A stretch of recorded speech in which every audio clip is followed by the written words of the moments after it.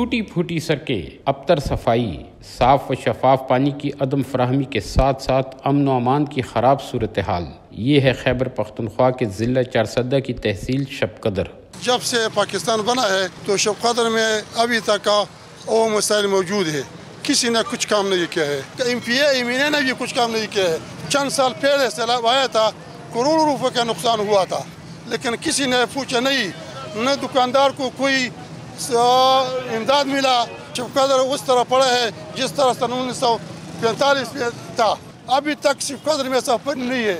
दुकानदार इधर इफ्सी कला से साफ पानी कीमत पर लाते हैं, साफ पानी तक अभी शबकदर को नहीं मिला। तो अब बाकी चीज़ को तो छोड़ दो, यही हमारी हाल है।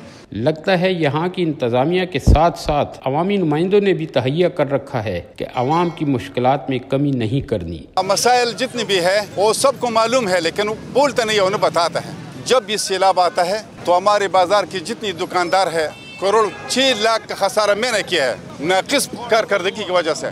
पुलिस की जिम्मेदारी है कि आज रोड पर जो गैर कानूनी ये चेंची है ये वगैरह ये हटाने इसकी जिम्मेवारी है। अल्लाह पर यकीन करो कि तकरीबन 2 महीने हुए कि 1 घंटा बिजली आता है, 1 घंटा, कभी 2 घंटे, वो भी कभी आता है कभी नहीं आता है। मसाइल बहुत सारे हैं। अमल न हो तो अगर TV हो या अखबार हो जो भी हो, इसका मसले हल नहीं हो सकता है। खुदा के लिए इस कौम पर रहम करो।